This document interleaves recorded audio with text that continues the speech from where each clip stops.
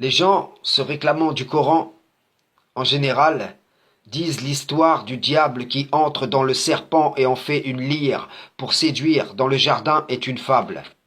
Même les rabbins, qui sont devenus des ânes, portant des livres, disent c'est un message codé. Et moi je vous dis que si vous obéissez à ceux qui ont reçu les parts de l'écriture avant vous, ils vous induiront en erreur. Vous passerez assurément de la foi à la mécréance, car ils sont à leur sujet dans un doute troublant, et ils recouvrent la vérité de ces mensonges qui dessinent les contours de leur idéologie respective. Le diable banni fut expulsé, donc il avait besoin de corrompre un être qui était dans le jardin. Comme nous avons vu précédemment, les animaux furent présentés à Adam, et il les nomma. La présence des animaux est donc attestée. Aujourd'hui, si Allah le permet, nous allons voir que les faits que Adam et Ève parlaient aux animaux et que le diable puisse entrer en l'un d'eux pour mentir dans les buts de les faire tomber par tromperie sont coraniquement tout à fait acceptables. Pour ce faire, nous allons prendre l'exemple de Salomon, de qui l'esprit fut ouvert à comprendre le langage des oiseaux comme à l'origine nos parents communiquaient avec les animaux. Puis ce don fut ôté suite à l'expulsion du jardin pour ce qui est du camp.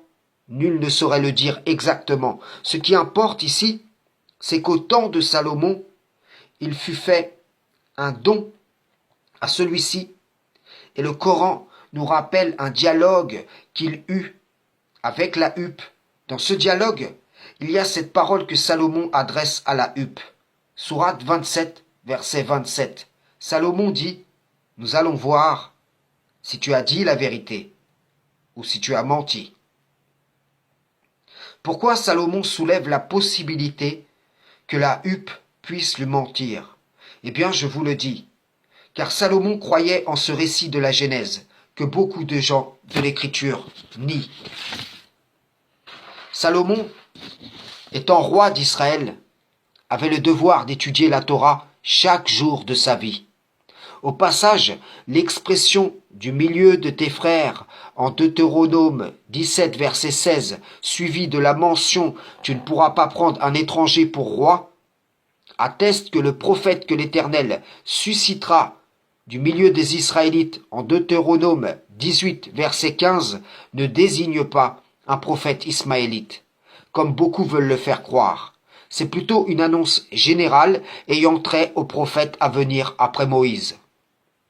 Attention, je ne dis pas ici que les Israélites ne doivent écouter que les prophètes israélites, mais que ce n'est pas ainsi que Mohammed est annoncé. Ishmaël veut dire Dieu entendra, et l'Éternel a entendu les Arabes dans le désert comme il a entendu les pleurs de l'enfant. Et il leur a répondu par la réalisation de l'invocation d'Abraham et Ismaël en leur envoyant l'un des leurs avec la religion de vérité. Ainsi, ils ne pourront dire « Le livre n'est descendu que sur 2 peuples avant nous, et nous avons été inattentifs à étudier ce qui s'y trouvait. » Ainsi fut averti le reste de la descendance d'Abraham, composée des Ishmaélites et des enfants de Kétoura qui se mêlèrent les uns aux autres pour former le peuple arabe, comme le rappelle le livre des Jubilés. Si l'Éternel entendra, assurément il répondra. Et l'Éternel a répondu par l'envoi d'un prophète béni. Le El dans Ishmaël indique qu'assurément la prophétie passera par lui. Deutéronome 17 versets 18 à 20. Quand il, le roi, s'assiera sur le trône de son royaume, il écrira pour lui dans un livre une copie de cette loi, qu'il prendra auprès des sacrificateurs les Lévites. Il devra la voir avec lui, et y lire tous les jours de sa vie, afin qu'il apprenne à craindre l'Éternel son Dieu, à observer et mettre en pratique toutes les paroles de cette loi, et toutes ses ordonnances, afin que son cœur ne s'élève point au-dessus de ses frères et qu'il ne se détourne de ses commandements ni à droite ni à gauche, afin qu'il prolonge ses jours dans son royaume, lui et ses enfants, au milieu d'Israël. Donc, qu'a fait Salomon avec la huppe? Il a pratiqué la Torah. Quand celle-ci lui indique que le diable est entré dans le serpent pour séduire ses parents par tromperie, nos parents par tromperie, en leur mentant, eh bien, il s'est mis en garde par rapport au rapport de la huppe. Et ceci est une attestation coranique de cette tromperie dépeinte en Genèse dans la Torah. Frères et sœurs en islam, salam, shalom.